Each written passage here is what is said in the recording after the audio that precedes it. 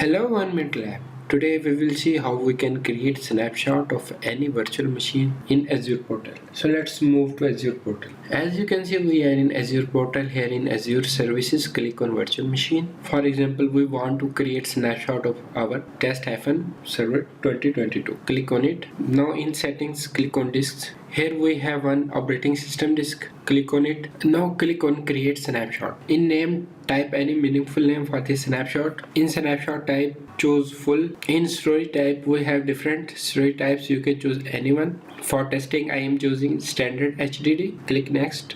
Default encryption method is good for our testing purpose. So click next. Use default settings for network connectivity. Click next. In name, type name. In value, type any meaningful name. Then click next. As you can see, our validation passed successfully. Now click on create. As you can see, now our deployment is in progress. Here it will take couple of minutes. As you can see, our deployment is completed successfully. Now click on go to resource. Here you can view the details of our snapshot. Furthermore, if you want to check the snapshots, in search bar type snapshot and click on snapshots. Here you can see we have one snapshot with the name of test-snapshot. Hope you like this video.